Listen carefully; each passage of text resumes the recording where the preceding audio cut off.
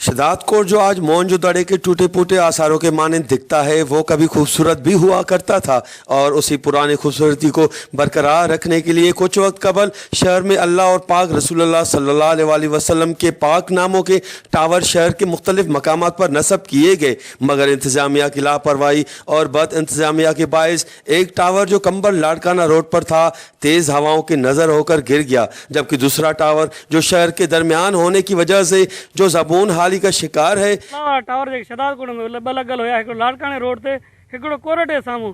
जेको लाड़काणे रोड ते आहे उहो तक़रीबन 5-6 महीना वल किरी पियो हो, जंहिंजी कंहिं बि मालिकी न कई। रोड ते पियो, अलाह जा नाला रोड ते पिया, पाड़े वारनि हिमत करे हिकिड़ी साइड ते रखे छॾियो।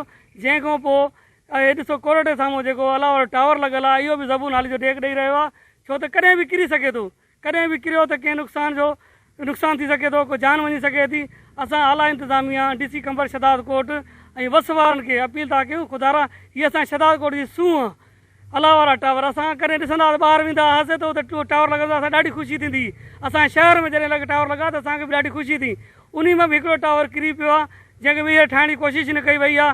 ॿियो हिते लॻल आहे कोरट जे साम्हूं टावर लॻल आहे अलाह वारो, जेको इहो बि किरण वारो आहे। असां आला इंतज़ामिया खां अपील था कयूं त ख़ुदारा हिन जी मालिकी कनि, हिन खे ॿीहर रिपेयर कनि, कॾहिं बि किरी सघे थो ऐं कंहिं हादसे जो शिकार थी सघे। ख़ूबसूरती लाइ असांखे सिंध गवर्नमेंट ॿ अलाह जा टावर ॾिना।